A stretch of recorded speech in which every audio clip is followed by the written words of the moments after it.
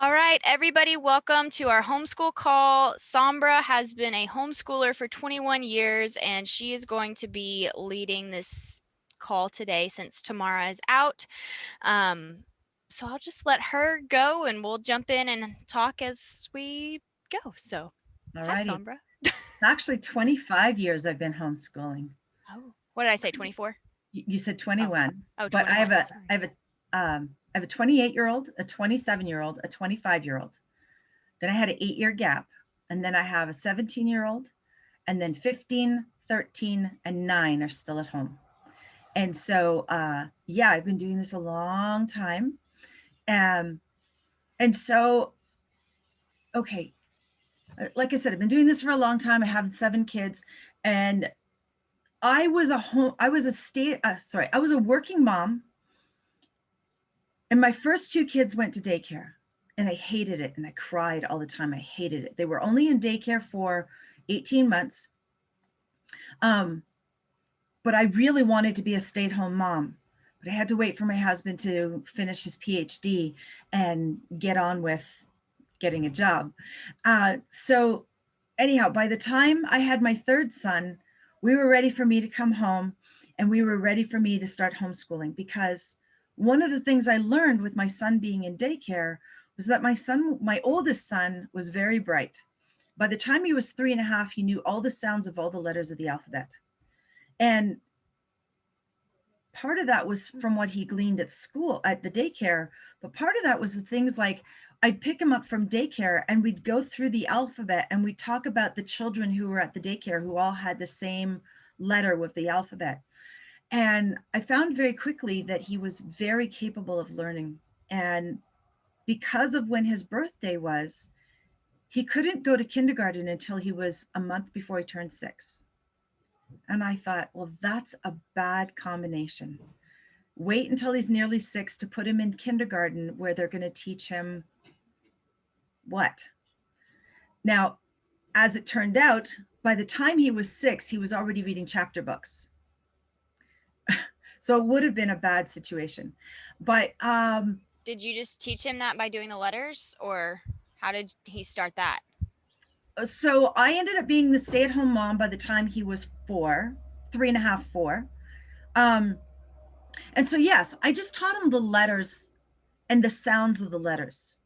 And a lot of it had to do with, toys. When you buy toys for your children at that age, they come with the letters on them. And so we talked a lot about them, and I read him a lot of books. And as I'm reading, I'm following the words that I'm reading, like this. And so he's able to pick up some of the words as we go. And then we started talking about some of the phonics stuff, and he was able to pick up those sounds. So I did put him in a year of junior kindergarten when he was 4.5. And the reason I did that was because my second son was a handful. He has diagnosis of ADHD, and I knew it by the time he was about 15 months old. Of course, they don't diagnose kids that early. But I had a doctor who told me, here, read this book, here, read this book, here, read this book, here, go to this counseling appointment, and you might want to figure out what to do, because he's going to be a problem in school. So I decided to homeschool. I had these 2 situations. I had a very bright son, and I had a very active son who was not going to settle down in school. So I decided to homeschool. And I also had people in my church who homeschooled. And so, one of the things she talked to me about is, she says, when you go to school and you have to keep all the children quiet, the teacher spends most of her time managing the crowd. So it doesn't actually take 6 hours a day to educate a kid. It takes, maybe 2 hours a day to educate a kid. But the teacher spends so much time managing the class and making sure that the children are paying attention. We don't have to do that as homeschoolers. Okay, that's cool. So what did I first do? I went to a homeschool conference, and I asked other parents what they were doing, what curriculum they were using, and I bought the same curriculum. And I brought it home and I started using it and I hated it. It was awful. So then I had friends who said, well, read this book, read this book, read this book. So the first book is For the Children's Sake. It's by Susan Schaefer Macaulay. And it's about the art of educating according to what we call the Charlotte Mason method. And Charlotte Mason, oddly enough, was never a mother, but at the industrial age, when we needed people to be able to work, the children went to school. And because they went to school, they were basically sat down in rows, and we became very mechanical about how we teach our children. And Susan Schaefer Macaulay found Charlotte Mason's materials, and Charlotte Mason's materials were basically let a child live, let them explore, let them see the best of God's world, expose them to, like she said, the best of literature. And so there's a comparison between literature and twaddle. And what she calls twaddle is what we call dumbing us down books, you know, the bubblegum books, the kind of books that are really not challenging our children's brains. And so I read this book For the Children's Sake, and I loved it. And then that led me to The Charlotte Mason Companion, which is another book. This one is by Karen Andriola. And in this beautiful book is a chapter called The Way of the Will. Chapter 10. It's my favorite chapter in the book, The Way of the Will. And this is all about, especially for my second son who had this ADHD, it's all about getting his attention and getting him to understand, I can't control you, but you have all this stuff happening inside of you, and you have to learn that it's your job to control that stuff and keep your focus on things. And I had to teach him that sort of one step at a time and teach him. So my first son, like I said, learned to read when he was 3.5, 4. You know, by the time he was 5, 6, he was reading chapter books. My second son didn't learn to read until he was 7, and didn't like to read until he was 11. Now I have 7 children, and I've seen this very interesting pattern. All my odd numbered children read by the time they're 5, and they read chapter books by the time they're 5. All my even numbered children don't read until they're closer to 7, and really struggle with it until they're closer to 11. But if you look at the other side of the coin, what are they good at? My even numbered children are very creative. They do the drawing, they do the singing, they do the, you know, they're just very creative. And so you have to look at what a child's strength is and not look at comparing, because it's not about whether every child learns to read at 5 or not. It's about, what is this child good at, and what is this child's strength at this stage in their life. So I read these 2 books, and then I was asked to go and speak at this little coffee shop and talk about homeschooling. And I was so overwhelmed because I didn't feel like I had it under control. And quite honestly, I didn't. I really, really didn't. And like I said, I bought the homeschool curriculum that everybody else said I should. I bought a Becca, and I hated it. I threw out the Abeka math book after I think it was about 6 weeks I managed with it. I hated it. It was awful. No, I think it was maybe 6 days. The thing is, when you're teaching math, if you're adding all these things together all the same time, and you're doing a little bit of adding and a little bit of subtracting, a little bit of math and a little bit of shapes and colors, when do you ever actually get to master anything? So I moved to something called Mastering Mathematics. And it's not one of those really common homeschooling curriculums. You really have to look for it. But Mastering Mathematics is a by rote mathematics program. It teaches you to add and add and add and add until you can add everything. It starts with adding up to 4 plus 4. And once you've mastered being able to add up to 4 plus 4, then it moves on to adding up to 5 plus 5. And then once you've done up to 5 plus 5, well, now you've moved into, you have to do 2 digits. So then when you do 6 plus 6, well, now you have these 2 digit, you have to teach the columns. And then once you've done 6 plus 6 and then 7 plus 7, then 8 plus 8 and 9 plus 9, well, as you're progressing through mastering these things, then it starts to teach you about carrying. You know, if you're adding up numbers and you have to make sure that numbers go into different columns and things, which is great because it's one step at a time. Well, now that you can add anything and you can add columns and you can add multiple numbers, well, now we're going to teach you how to subtract, because subtraction is just the opposite. It's the backwards of adding. Anyhow, I really like this program. It's written by a woman named Let's Farmer, and she is a homeschooling mom, and she has a master's degree in teaching children with higher functioning Down syndrome. And so she designed it so that a homeschooler could use it, but also so that people with Down syndrome could use it. And it's based on, there is workbook pages, but what she wants you to do is do workbook pages 3 days a week, but she also wants you to play games in between. So she wants you to reinforce the math facts using games. And that was really good. And so you could compare it to Math UC using the blocks or using your squares. And I added the Cuisinart rods to my Mastering Mathematics because it's a physical, tangible thing that helps you work with it. And so my children are very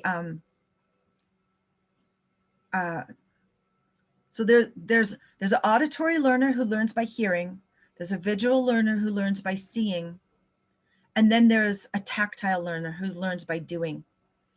And you have to know who your child is in order to be able to figure out what curriculum to use with them. Because just because somebody else is using it or just because it's popular doesn't mean it'll work with your kids.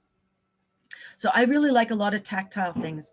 And then with my son who has ADHD, another thing that I did was I would put his piece of paper on the table, but sitting on top of his piece of paper was a frame, just a little cardboard frame. And on the frame, I glued his favorite blankie. And so on the frame was tactile, he could touch, and it helped him de-stress. And that, you could just put the page that you're working on underneath there, and with the frame on there, he could just touch while he was working on it. I also had him sit on an exercise ball so that his body was constantly moving, because when his body is moving, his brain can work. I also had to feed him properly. I had to make sure that he had protein every 2 hours. I had to make sure that he had plenty of water. I had to make sure that he had lots of vitamins. I had to make sure that he had very low sugar content in his food and very low colorants in his food. And so, that really started me on making sure that my children had a healthy diet their whole lives.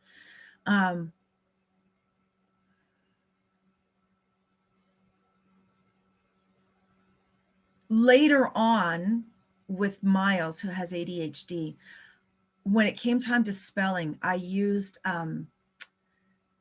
it's called AVCO spelling, or is it AVCO? It's AVCO spelling, sequential spelling. And sequential spelling, most spelling curriculum, what they do is they give you a list of words, and then they want you to use these new vocabulary words in sentences. And they want you to maybe look up the definitions of the words, and then they have you practice how to spell them. So sequential spelling is very different than that. Sequential spelling starts with, the very first list is the letter I, the word in, the word sin, the word spin, and I think there's a fifth word in that first list. But you see how they're progressing through the word to teach you how words change and how sounds are in there. So what they want you to do with that list is they want the parent to say the word, they want the child to write the word, they want the parent to correct the child's spelling, and then move on to the next word. So there's no vocabulary, no use it in a sense, nothing like that. And so eventually you get up from this one word in, you get to teach the child to spell the word beginning. And beginning is one of those really complicated words because it has those double N's in there. And so you got to know where to put the double N's. Anyhow, I love sequential spelling. And sequential, and this company Avco, which specifically teaches to kids who have ADHD or learning disability type things, they also have a typing program. And the typing program teaches you the exact same thing. It's all about reinforcing your spelling. And the purpose of reinforcing the spelling is so that you're reinforcing the reading. And so as you're teaching the typing, you're reinforcing those words that you use frequently. So I would do this sequential spelling with him standing on the ball. So either standing like on his feet or standing on his knees. So his body is working. What I wasn't doing was I wasn't having him write it down. I would say the word, he would spell out the word verbally, and then I would correct him if it was wrong and then move on to the next word. But because his whole body was working, he was getting that real tactile, that real tactile learning. Okay. I have a question. And Yes. maybe you'll cover it. So I know you have 7 and you have like a group of older and a group of younger. Yep. How did you manage to homeschool like the different levels, like the different ages, or like your ADHD son and your I don't want to say super smart because I know all your kids are super smart, but I Yeah. can't think of the The word. quick learner, Yeah. the quick learner. How did you do that? Some things we did together. So we did history together. We would do science together. Math, they would do separate. And reading, they would do separate. And so I would take the one child who needed my attention, I would assign to the other children who didn't need my attention things that they could do independently.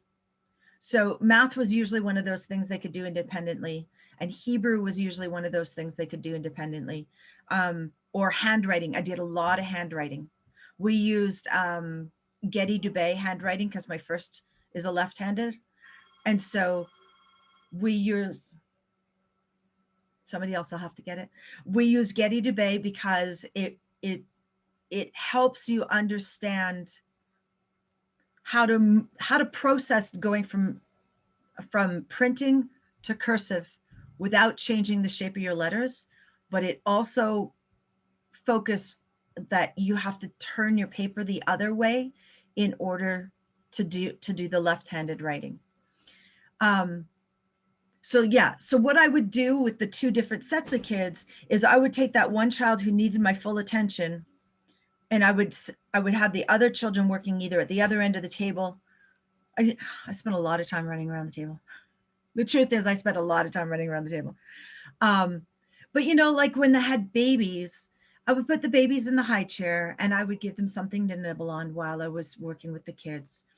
Or Play-Doh, plasticine. We did a lot of those daubers. Do you know what I'm talking about? The bingo daubers. And so that there's you can find bingo dauber pictures of the letters and they can learn the letters, or then you have the creative child who never does as they're told and they just daub all over the place, but the picture is a letter A, and so at least it's going in there somewhere. So I was going to tell you about my breakdown. There came a day with my second son and his ADHD, and I had a breakdown. And I had the whole screamy, hissy fit. I can't take this anymore. You're not doing as you're told. You're not learning. And la, la, la, la. I'm going to send you to school. It was awful, awful, awful, awful. And just so you know, this wasn't just that moment of that breakdown. There was a season of growing to that moment of breakdown. Anyhow, I remember that moment and I said to him, I'm not teaching you anymore until I can figure out how to teach you. And it was an awful, awful moment. But it was a fantastic, pivotal moment for me. And it's one of those things that I tell homeschooling moms all the time now. If your child's not getting it, take a break, back off. I went and read a whole bunch of books on how to teach kids with ADHD. My number one favorite book is Left Brain Child in a Right Brain World by Joshua Freed. Jeffrey Freed. Jeffrey, Joshua, I'm not sure, one of them, Freed. Anyhow, while I spent that time learning how to teach my child with this very different brain from mine, I went through this 4-month period of time where I taught him absolutely nothing. I did homeschool with the other kids. And so he was, I don't know, he was maybe grade 2, grade 3.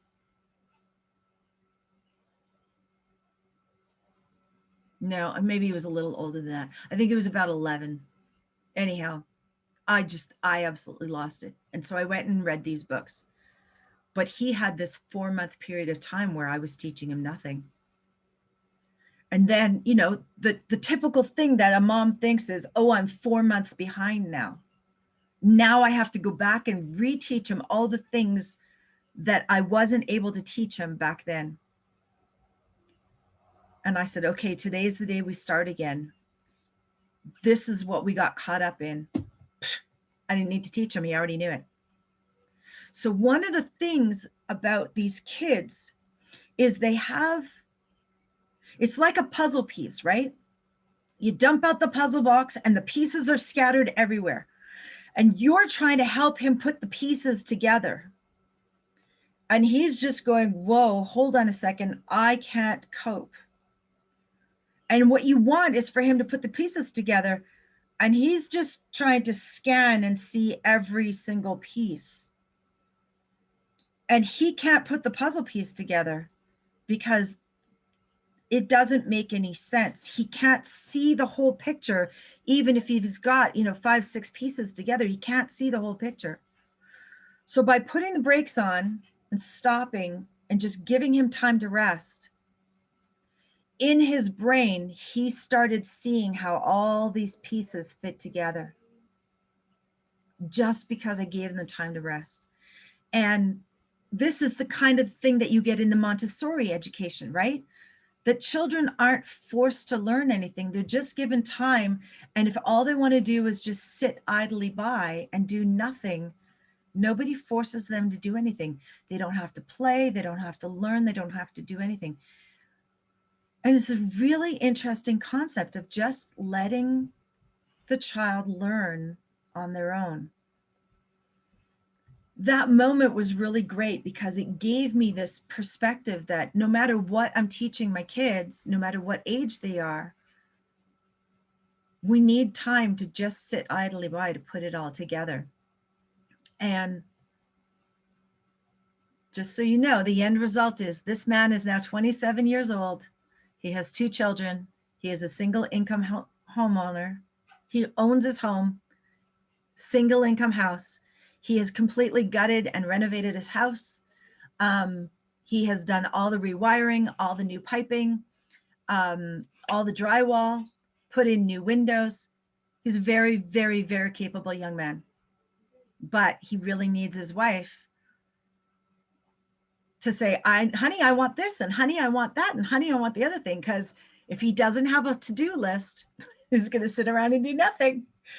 But with a to-do list, he's very organized and he gets it all done, and he gets it done very orderly and organized. He's fantastic. I'm so proud of him. But It started with, this was the kid that destroyed everything. This is the kid who, would take a hammer to his toy cars. This is the kid who would, whack things that didn't need to be whacked and they got broken.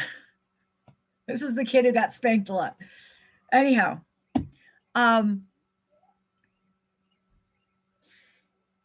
again, back to this thing about not comparing your kids. Trent read really early. Miles created things really early. Miles could make Legos. He could use the Legos and he could build a car. Trent could not build a car. He couldn't conceptualize how to take the Legos and put them together to make a car. So even when they were really young, like we moved here when Trent and Miles were 7 and 6. Before we moved here, this was, sorry, there's some yelling going on in my house. This was, before we moved here, Miles was the one who put the cars together, and then the brothers would take the car that Miles built and they would add a piece to it to change the dynamics of it. But the whole idea of making the car, it had to be Miles that made it and started with it. So you just have to see what your kids are good at. I went to a homeschool conference once, and the woman there taught us there are 8 smarts. There is language smarts and logic smarts. And these are the 2 things that the schools look at. They want to know can you read? Can you write? Can you do math? If you can make your project look pretty, they'll give you extra marks for that. So if you are artistic, that's another smart. They'll give you marks for that. But if you're music smart, if you're body smart, which is otherwise known as sports smart, and we call them dumb jocks. If you are outdoors smart, if you are self-smart or you are others smart, the school has no way of registering that and grading that and understanding how that's going to give you tools for your career. But I can tell you, if you're not others smart, how can you hire people to work with you if you don't know what they're capable of? You have to be others smart. You have to pay attention to what other people are doing. You have to know yourself in order to be able to know what your plan is in life. To that whole self-reflecting and laying down your sin, that's all self-smart stuff.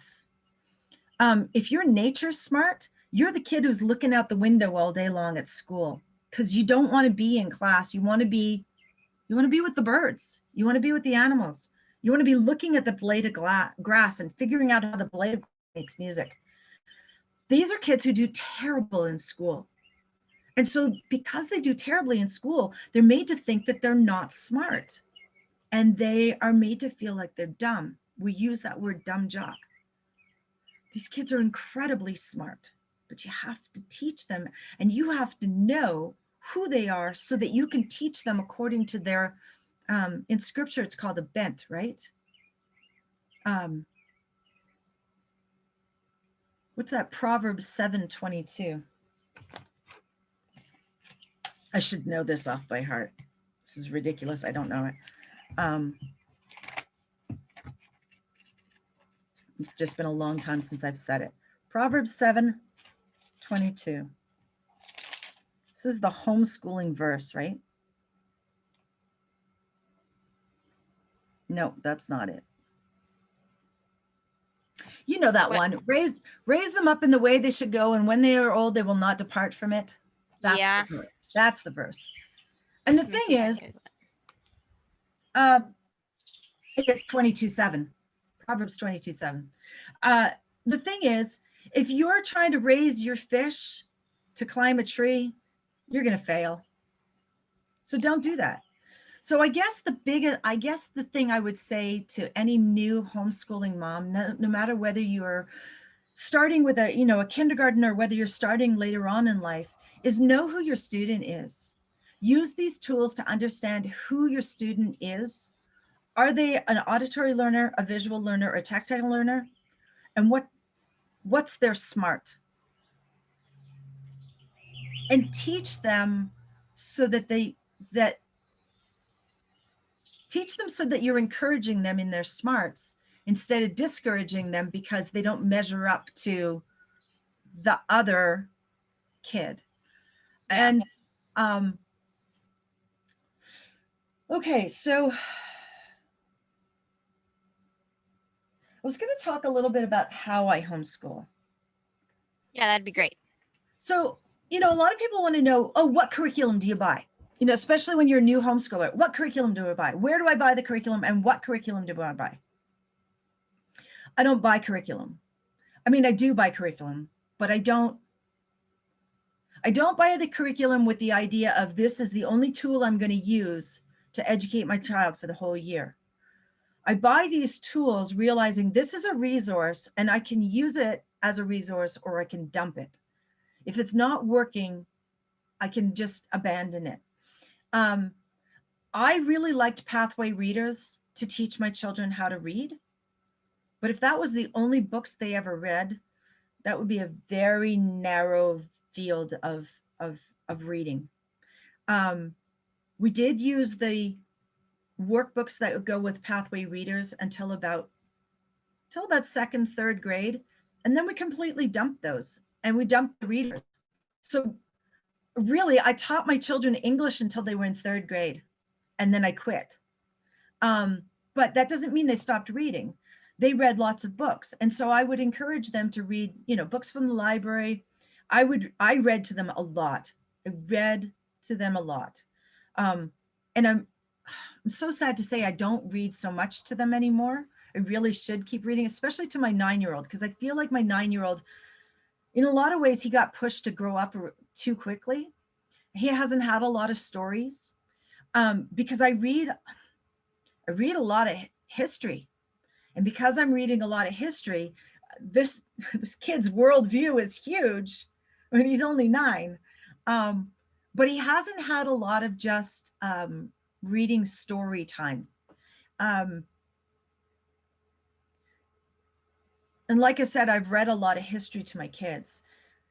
2 years ago, I guess it is now, in Canada, uh, David Thompson was an explorer. He's kind of the Canadian version of Lewis and Clark. I did Lewis and Clark with my older kids many years ago. And then I did David Thompson with my younger kids. But I read basically an adult book. And as I read this biography of David Thompson, and I'm reading slowly, we're following him across the map and we're looking at where he went. And, we're looking at the topography of where he went. And we're looking at the resources that he needed to carry with him and the people that he were involved in. So as I'm reading this history, I'm also bringing culture and social studies into it. And I'm bringing in agriculture into it. I'm bringing in map studies into it. And so I would have them have this great book. It's a geography coloring book. And so I take a map from here and we're following the story of where he's going on the map and we're labeling places where he went. And I take my time reading these books. You read them over a period of months, but then you'd get other resources, more child-friendly books to add into that. So I use these more adult books as my spine, but then I add in the more child-friendly books into it because they have pictures. And teaching your kids without pictures is really hard. They really need to be able to visualize it and see it. And then we do things like get out the canoes and go canoeing, because David Thompson canoed his way, just like Lewis and Clark. They canoed their way around, and they did the cartography, learning the maps, or basically building the maps of all of North America. And it was all about getting to the Pacific, because everything's about, transportation and the economy and whatnot. So you can bring all of those things into the story. This year, I put up a map of Asia on the wall. And in our study of Asia, we looked at the Mongols, We looked at the Russians. I read a book called A Day in the Life of Ivan Denisovich, which is about Stalinist Russia and the gulags. And um, we studied about China, and studying China led us to this brand new road that just got built from China through the Tibetan mountains down into Pakistan, because they're trying to have a world market in Africa. And so it's easier to transport the goods overland down through Pakistan. Well, now you're talking about trade relationships, right, between Pakistan and China. Well, then Pakistan has this really interesting thing. Where did Pakistan came from? Well, it broke apart from India, and there's this really weird border that's indefensible, and it broke up these families. And so I get videos out, and we watch videos about these relationships of these people who can't go back to visit their family anymore because some government put a border in between them. And it wasn't even a border based on religion. It was just this strange border that divided India into two countries. Anyhow, this is the wildness of my homeschooling.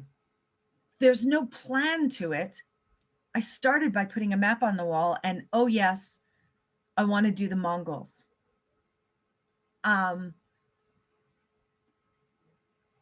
You can do that with older kids. It's a little harder to do that when you're doing the little kids. But kind of how I got to this wild and crazy homeschooling style is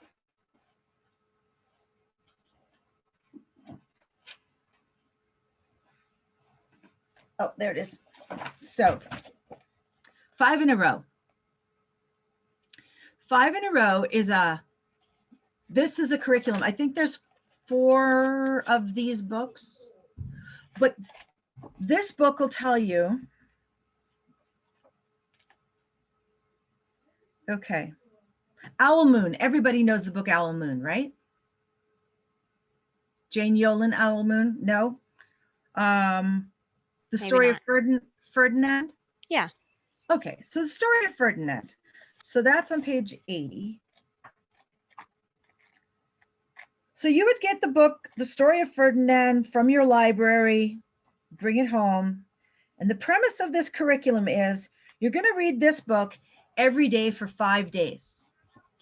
And at the end of reading the book every day, day 1, you're going to take out a social studies. Okay, so the story of Ferdinand is set in Spain. You're going to learn the geography of Spain. Where is it on the globe? Where is it? And you're going to look at that has a peninsula. It has a rock of Gibraltar. It's on the Mediterranean Sea. These are the sorts of things that you're going to introduce to your kid. Now, you can do this 5 in a row with a kindergarten kid. You can do it with a grade 3, grade 4, grade 5 kid. It all depends on how deep you wanted to go into each subject. The next day, you're going to read the book again, and you're going to get into a language arts. You're going to talk about animal fantasy stories. Ferdinand doesn't talk, but you kind of get into the mind of Ferdinand in this story, right? You kind of know his thoughts, even though, well, we don't know animals' thoughts. So you're going to talk about this. This is a language arts style where, you're talking, I think it's called third person point of view.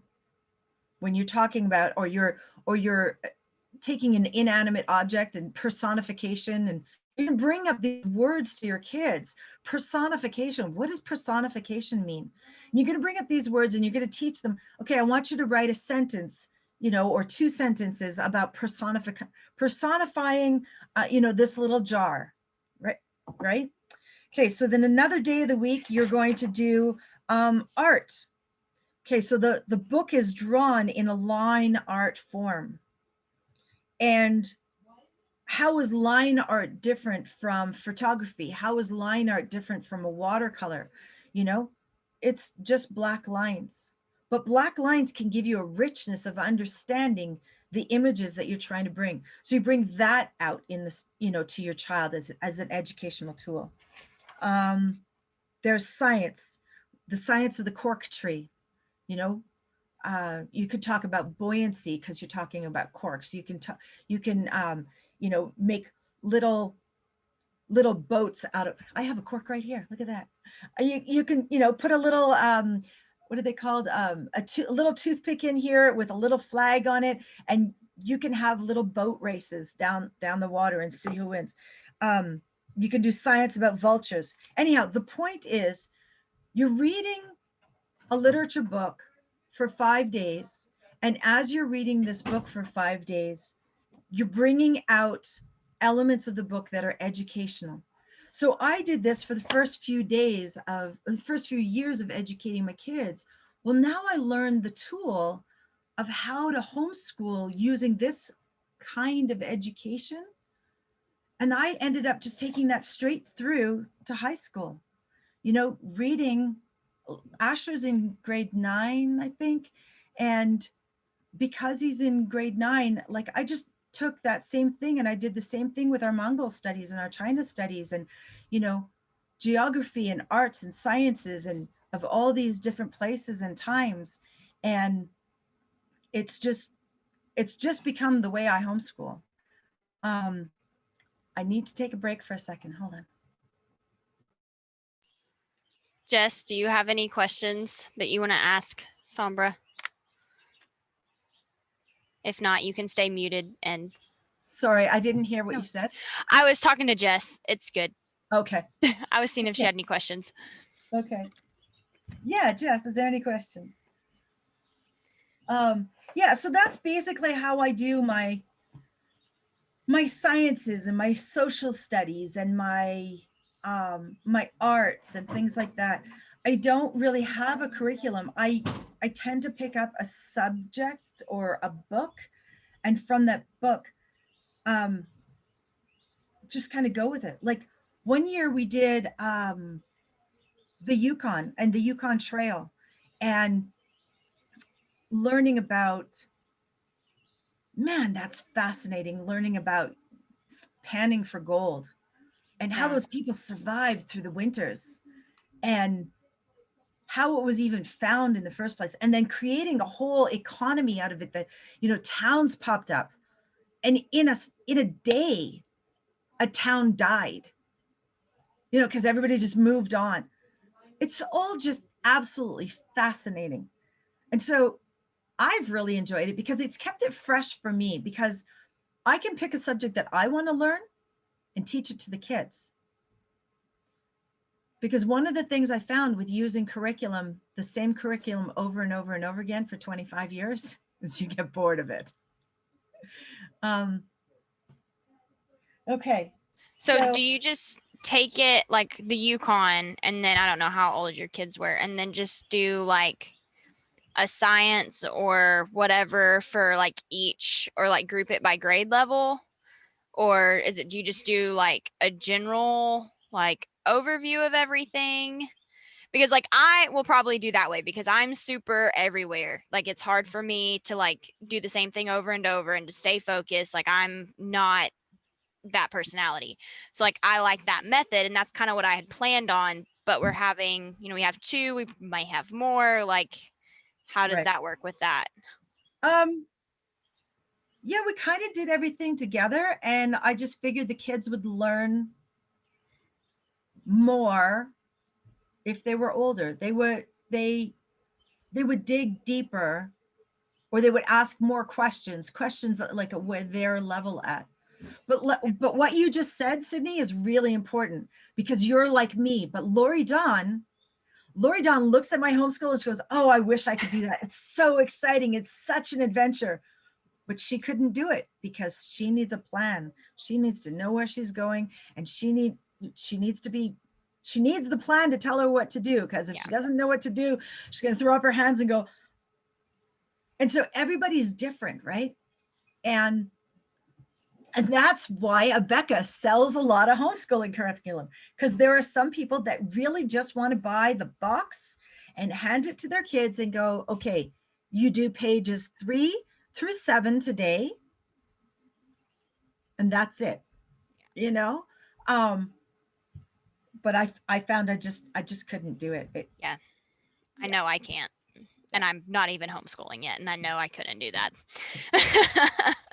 I was the kid in school. I did well in school, but I was the kid looking out the window like, I'm bored, I'm tired, I'm ready to be out of here. So Yeah. Yeah. Becky or Becca wouldn't work for me. Right. But yeah. Okay, so then Hebrew is one of those things people always ask me about is how do you teach your kids Hebrew?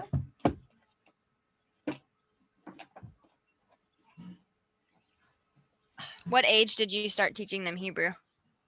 Once they could read English, once they basically knew all the letters of the English and all the sounds of the letters of the English, then I could teach them Hebrew. Okay. Where is it?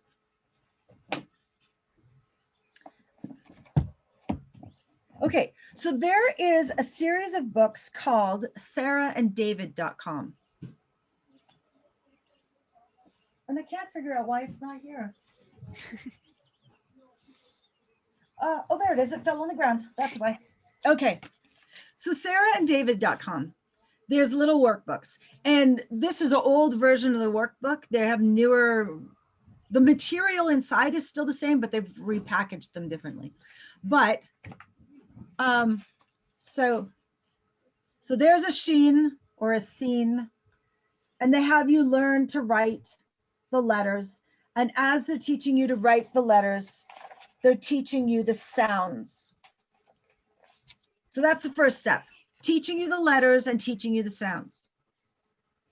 Then they go through the process of starting to teach you the letters with a vowel. And when you've got a consonant and a vowel together, that's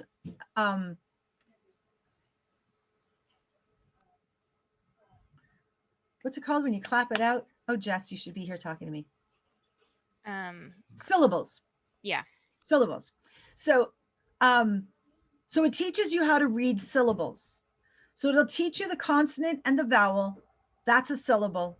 Consonant, vowel, that's a syllable. And so Hebrew works like that. It's one syllable, another syllable, another syllable.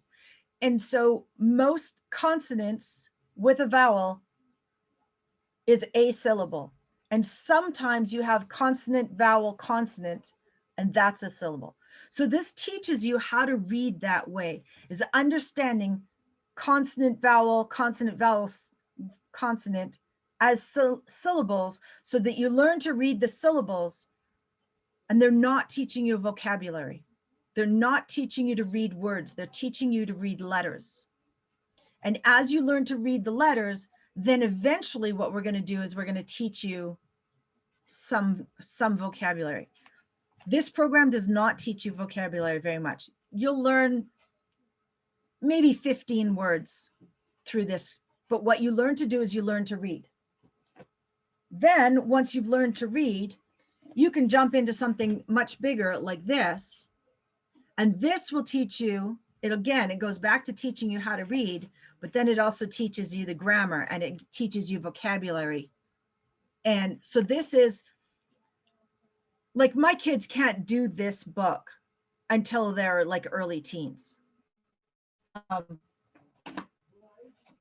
There is, my first Hebrew primer is from EKS Publications. And EKS Publications has all kinds of different Hebrew teaching materials. There's another teaching material called like how to learn to read Hebrew by using the prayers. Anyhow, they have a bunch of different kinds of curriculum to learn to read Hebrew.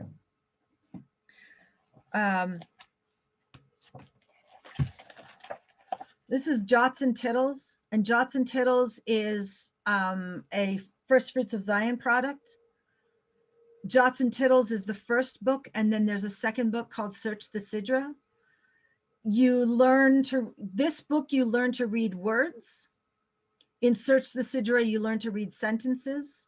This word teaches you like the root word and then the different derivatives of the word that it can be, but it has lots of puzzles and crosswords and connect the dot kind of things. So this is a fun workbook to work through.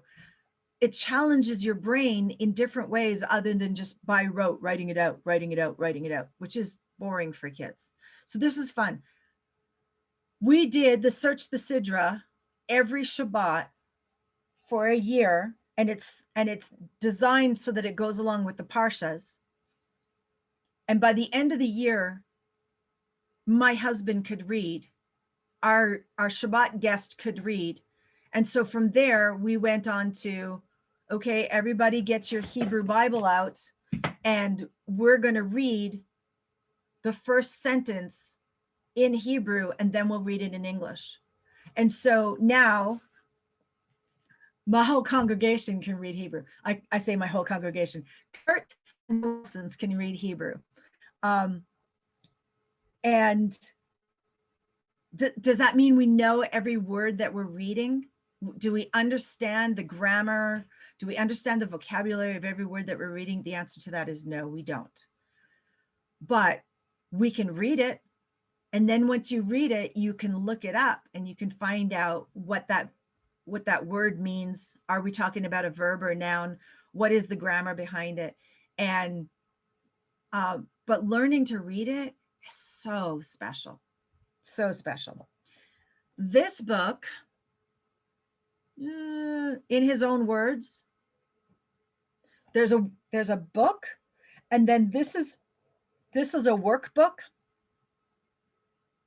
I think this is the teaching book. But anyhow, this is a lot like Brenda's Aleph-Bet course that's in the Ruta Cafe. It teaches you the meaning behind the letter and how that meaning is used in scripture. So this is a fun program.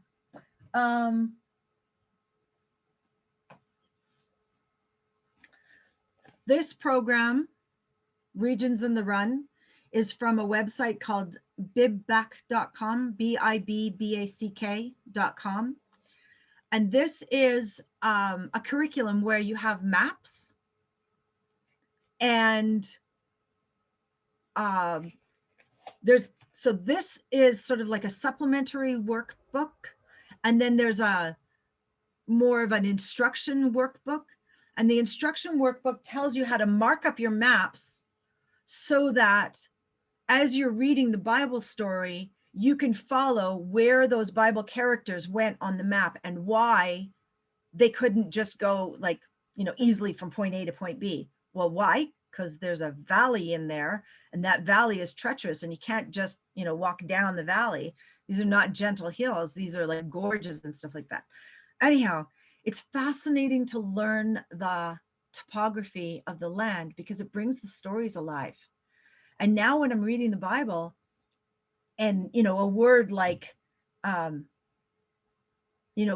comes up, I know where Gath is. I know where Ashkelon is. I know where the Ayalon Valley is. I know, the Jezreel Valley. I know why Sisera's army got stuck in the mud, because there was rain and the mud was there. And, other people bring things onto the table, right? Well, Kurt says you can't just turn a chariot around. It's only got 2 wheels, and those wheels don't turn very well. Anyhow, fascinating stuff. Horses getting stuck in the mud. I love it. We have about 5 minutes, so you're Okay. closing.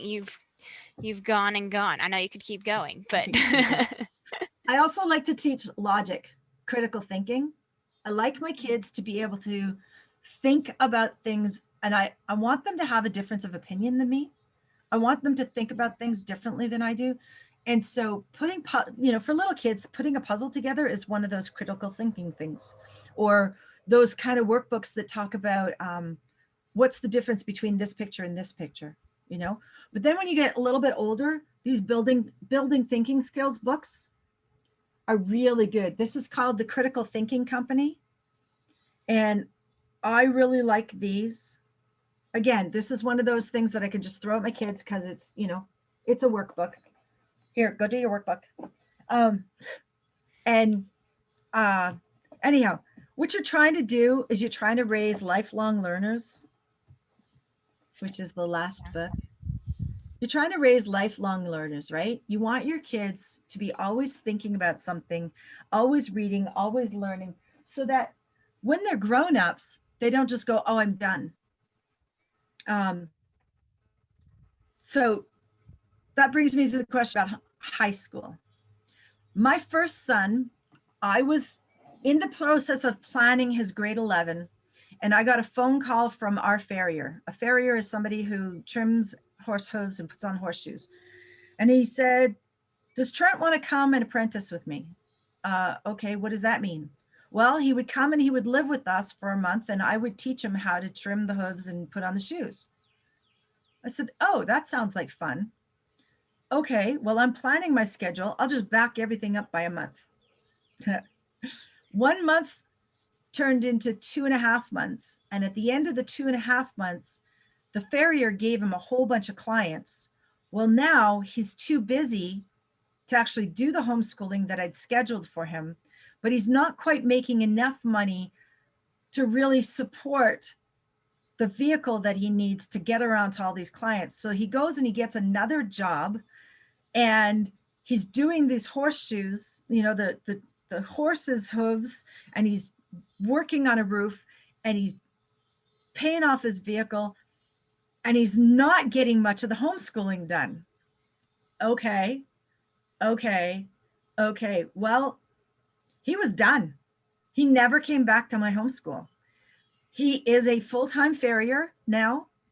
He has been to a private school down in Missouri. He became a professional farrier. He can make the horseshoes. He can make the horseshoe for medical purposes to fix the horse's, the medical problem that the horse is having. He is a single income dad, and baby number 5 is on the way, and he owns his house. Perfectly capable, even though he only accomplished grade 10. My second son stayed until he finished grade 12.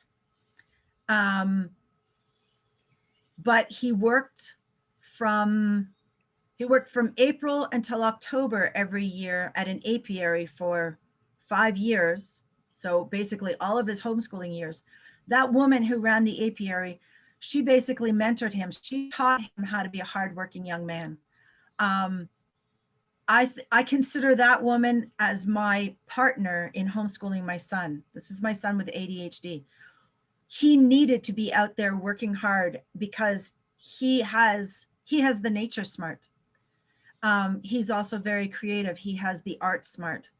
And so he worked for her for 5 years, and then he went off and he got his truck driving license, and then he got married, and then he went to welding school, and his wife had a baby a little bit earlier than they planned, so he didn't actually ever become a journeyman welder, but he's in fabrication now. He punches metal and he makes elevator doors, but he's a single income dad. They have 2 kids. He owns his house. He's totally renovated his house. My third son, his brothers left. And so here he was, depressed that his 2 brothers were gone. And not only that, Trent was married to one of Verk's best friends.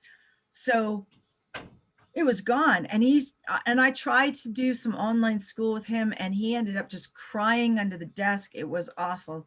And so one year, the summertime, I said, you know what, you need to get a job. And so he went and lived with my girlfriend in the city. And during the week, he worked at a movie theater, and he was up all night long and sleeping during the day. And he stayed there the whole school year. So it wasn't just a summer job. He stayed there the whole school year, but he worked all week long, came home for the weekends. He ended up buying a car. He ended up spending all of his money on the car. So that job at the movie theater wasn't enough. So I said, well, I'm not homeschooling you because you're not willing to do this anymore. It's like pushing a wet noodle.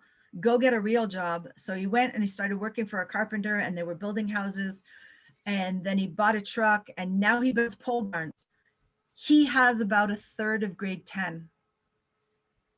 But he's not a dropout. He just learned differently, right? He just went from my homeschool, where I was teaching him these academic things, to learning the skills that are going to provide for him. So he's now a carpenter. He builds barns for a living.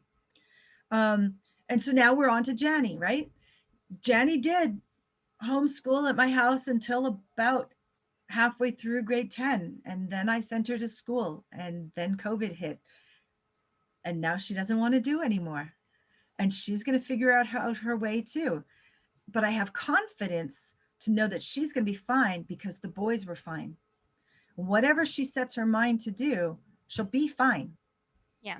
Because but I have that track record of knowing it's not about staying until grade 12. It's not about getting that perfect education or the straight A's, that kind of stuff. Anyhow, so I just want to encourage you, teach your kids, share your life with them, explore all the wonderful things of the world, and your kids will turn out just fine. Thank you for all of that. I really enjoyed it. I am learning and trying to figure it out. Adeline's 3 and she's interested in learning. So we're like reading and stuff. So we're starting the process, I guess. Right. So, Jess, do you have anything? Hi, I enjoyed listening. Been in and out, but oh, I do have questions, like some of the things about not doing, not completing learning, the book work required for like a GED or something. I don't know what it's like in Canada, but for the US, my question is that required? Don't we want to get, is a GED not most likely required? Or like, I guess if you go to vocational school, which is basically what Sombra was saying, some of these skill related education, like learning from the farrier or learning from a carpenter or something, that's vocational school basically. Yep. So that, I just don't know how that all works out with the legality side of it. Okay, so in Saskatchewan, which is where I live, you cannot homeschool and end up with a homeschool leaving certificate, high school leaving certificate. Okay. It's they don't even want to talk about it because our homeschooling system is completely different from theirs. So you Okay. can't set a standard for a homeschooler Okay. that will fit their curriculum. Now, that doesn't mean that you can't work your way into, let's say you want to be a nurse, or let's say you want to be a teacher. Yeah. So if you want to be a teacher, then as your kid is going through high school and your kid knows they want to be a teacher, well, then enroll them in a college class Right. at 15, 16. Yeah.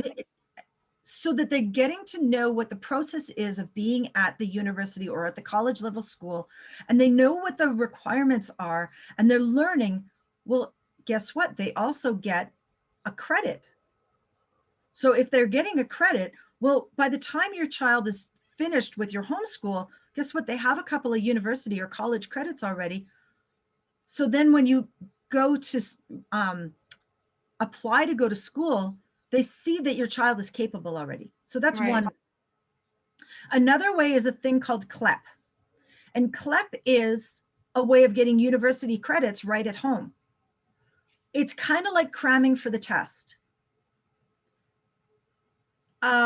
You can read through, if your kid can read through this textbook in 3 weeks and maybe do a couple of practice tests, then go to the invigilator, the CLEP invigilator, and they will administer the test. And if you pass the test, you get the university credit in about 4 weeks, not 12 weeks. And it costs a fraction of the cost. And I know people who've gotten undergrad degrees doing CLEP.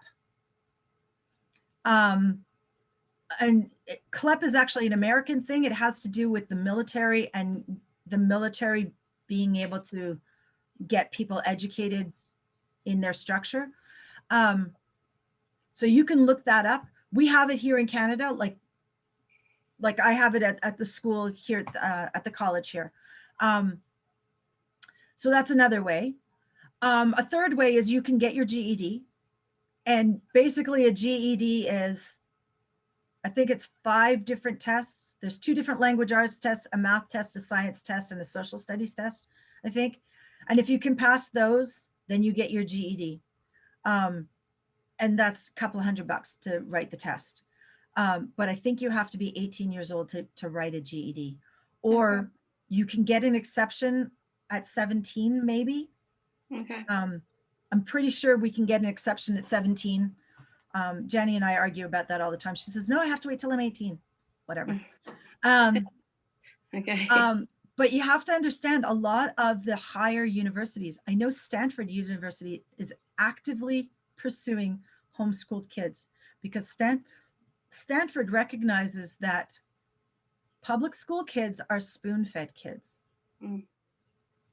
They have to be told what to do every step of the way. Homeschooled kids tend to be self-learners. Most of those kids know what they want to do and they're pursuing it, which is a whole different can of worms as opposed to mommy and daddy sent me to school. Mm-hmm.